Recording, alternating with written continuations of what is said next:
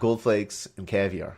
You are so... I forgot how fancy you are. Matthew, it's been a while. We haven't done a podcast. Sometimes people forget how fancy I am because of my slovenly ways. But I'm a fancy boy at heart. Fancy boy. Little fancy boy. Little fancy boy. That's my hip-hop name. I'm sorry. This was not the kind of place you were going to get gold flakes. No, absolutely not. There was nothing gold or golden about this place. No. While we were there today, there was a... I don't even know how to describe it. Someone who appeared to be a regular standing outside just shouting into the restaurant, asking if someone was there. And the man behind the counter insisted, no, he's not here today. And then he asked, oh, so no one's there? And then just sort of waved the man behind the counter over. As if, like, just walk into the restaurant. Why does the man working here have to go outside to talk to you, you strange, old, overweight man? I didn't see any of that. There's like less than 8 people in this restaurant. If someone's not there, I know. Just take their word for it. I feel like even when we were there last time, it was the exact same staff. Yeah. I mean, sure, it was a Wednesday at lunch, all the same, but... It's always Wednesdays at lunch. It's always Wednesdays at lunch. Yeah, I didn't even catch that. I don't know what I was doing. Matthew, sometimes you're in a world of your own. Yeah. Observing things that I will not notice.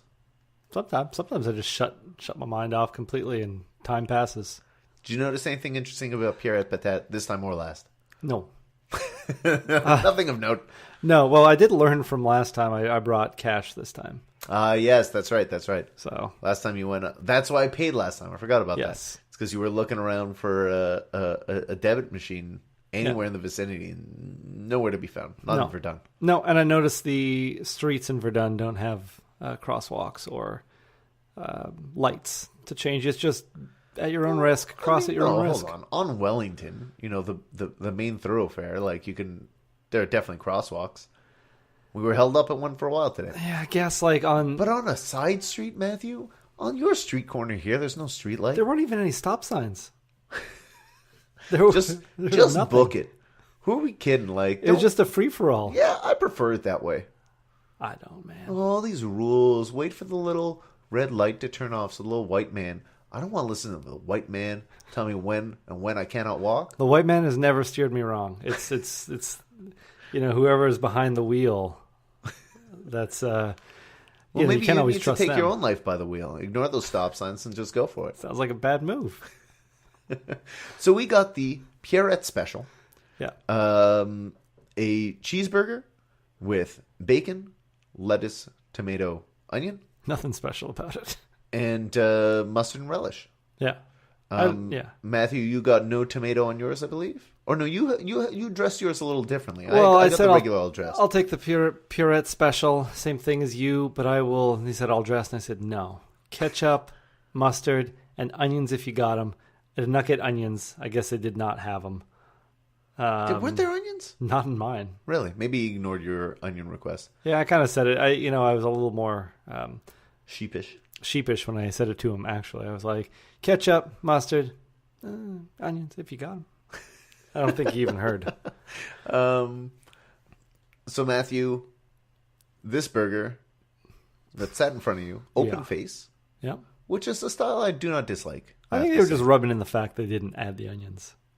It's like, take a look. The onions were with the mustard relish and relish with me. Not for me. You had onions in your burger? Yeah.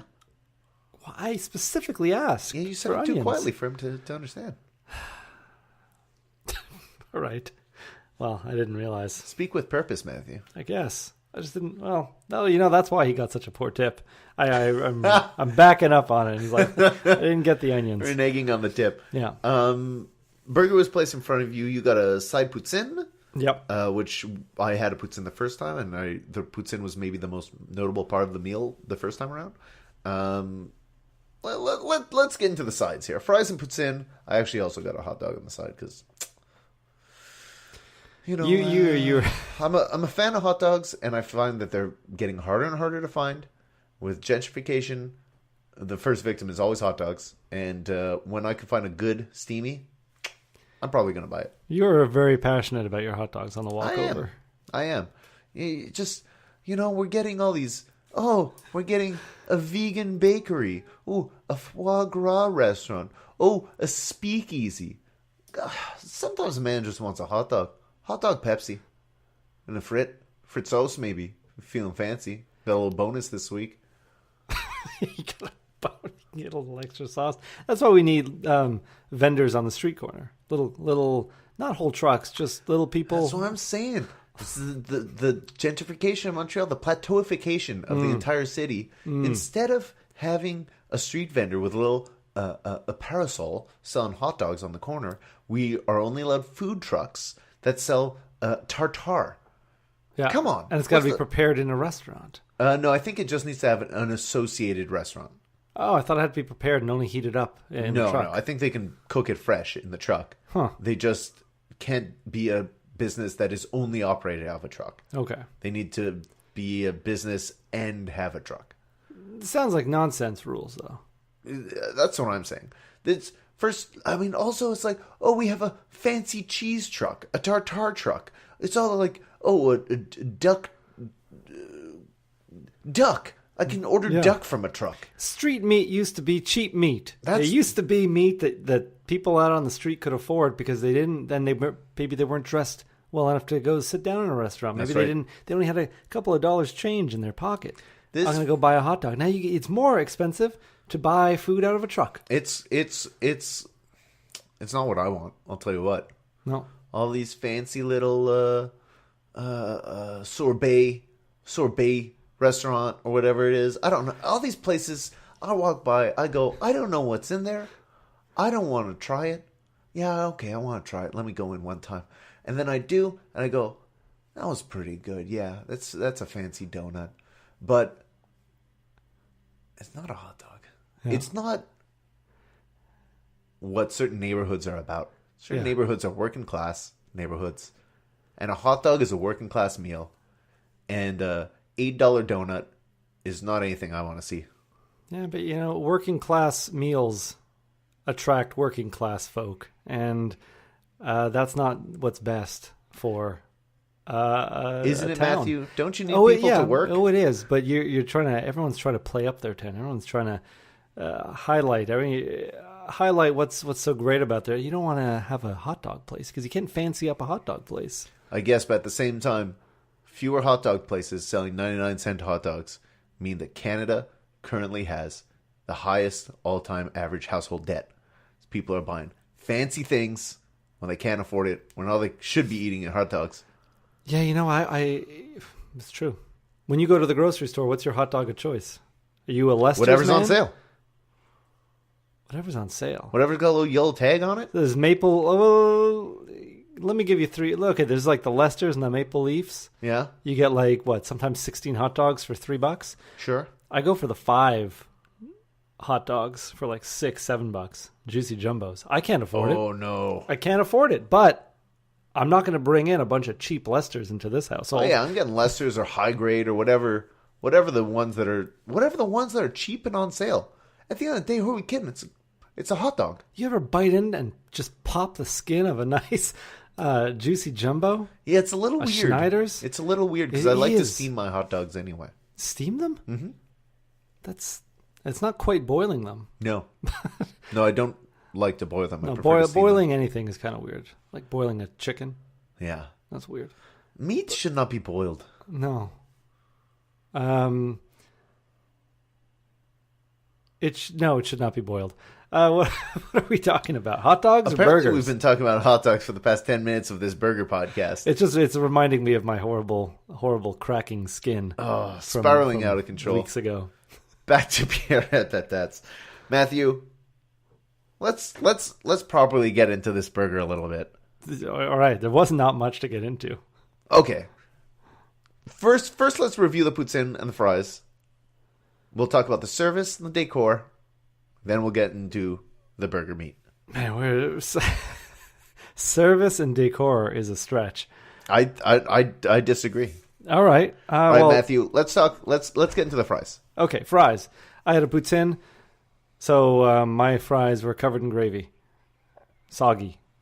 Bad fries, good in a poutine. No, normally what I like, and I don't ask for it very often because I feel like I'm being too demanding. But my perfect poutine would be just a thing of fries and a separate container of gravy, separate container of cheese, and I could just add it as I go. Would you take a fork, grab a cheese, grab a fried dip? No, I'd probably just throw a bit of gravy on top, just a little bit, enough to get me through like 3 or 4 bites. A couple of cheese, sprinkle it on, eat a bit, re-gravy, and then redo it all. So that way the cheese doesn't melt to a intolerable consistency. That's true. I noticed that your cheese today was very melty, meltier than it was last time we went. Yeah, that's one of the if ever you get a poutine to go, you're not going to enjoy it. I agree. A poutine needs to be eaten fresh. Yeah, or you get all the parts separated. That's true. But I didn't do that here, and even in the amount of time it took me to eat it, it was, by the end, soggy fries at the bottom. And it was a good poutine, though, I will say that. Normally, I think my favorite poutine has been from Dunn's. Really? That was a pretty good one. Everything's... when I think of one, I think that's the one I like. But this one matched it, I'd say, pretty close. This, in my heart, was very close to what I think of as the prime poutine. The sauce had a little sweetness to it, the gravy, as if like maybe there was a little cinnamon or something aside from the sweetness. There was a different extra spice. It just didn't taste like sauce brune. It's got that lighter color to it and like little tiny round red spots in it. That could be maybe a hint of paprika or something. There is also a certain sweetness to it that I really like for a poutine sauce. The fries, thick cut the way I like them, golden brown, very golden. I usually tend to like them a little darker, but not necessarily crisper. I don't know what it is. Maybe I'm just used to dirty oil that's been used all day, and this was early in the day because it was lunchtime and it was fresh oil. Made it nice and golden, but these fries were pretty good. Nice thick cut. I didn't finish my fries today, but that's just because I was full. And the cheese, pretty fresh. Squeaky on your teeth, Matthew? Not on my teeth, no. No, you got meltier cheese today. Yeah. First time we went, I thought the cheese was quite good. I thought it was a pretty bang-on poutine. Yeah, well, that's why I ordered one today. Let's get into the service. The service. Nothing bad to speak of for the service. I mean, I just sat there. I said what I wanted. I got what I wanted. Well, no, I didn't. I didn't get, I just mean like it was speedy. Yeah. It was made to order. It was put in front of me and then taken away from me when I was done. It was so quite, it's kind of the bare minimum of what you'd expect when you order something. But the guy was nice. He was nice. And you undertipped him. And he was still nice. Yeah, but I think like after I undertipped him, I think his niceness was more of a insult to injury kind of deal or something. It was more of a... he was like, "Oh, make sure you got everything," because I think he said like, "Oh, don't forget anything," because it's like that's going to be my tip. If you forget anything, I'm keeping it. Or maybe it was like, you did forget something, a decent tip. Yeah. I don't know. He didn't have to walk far to deliver my food, so I feel like that's... No. I don't even think he cooked it. Yeah, maybe not. There were 2 other people there working further in the back. That's true, and I don't know if they were wearing hairnets and gloves and... Who cares? I'm just saying. This place has been around for ages, and it looks like it, and it feels like it. Yeah. Like, I feel like the only decorations there that I noticed were like a tiny little waiter statue, like a little maybe 2 foot, 3 foot little wooden waiter man. Yeah. In the back. Didn't feel like he did not fit there at all. But what did fit there was the claw machine in the front, where you can win like a rectangular Ninja Turtle Michelangelo, a stuffed rectangle that looks like Michelangelo from the Ninja Turtles. Yeah. I would never want to play in such close quarters like that, though. Everyone watching by the entrance, the door's open. You feel like you got a little space at your back. I feel like this is the type of place that, like, in the summer, a kid would run in and, like, get a soda pop, play the claw machine, and then, like, run back home. Empty-handed, for sure. Well, maybe with a and then also get hit by a car. Because there are no stop signs. Yeah. And then his body would be dragged away by multiple cats. All right, Matthew, let's get into this burger. Pierrette Special is their classic hamburger with cheese and bacon. Combo comes with fries, which you can upgrade to a poutine as you did. Yeah. Pierrette Patates, how was Pierrette's burger? So the bacon I liked. It was a good mix of curly.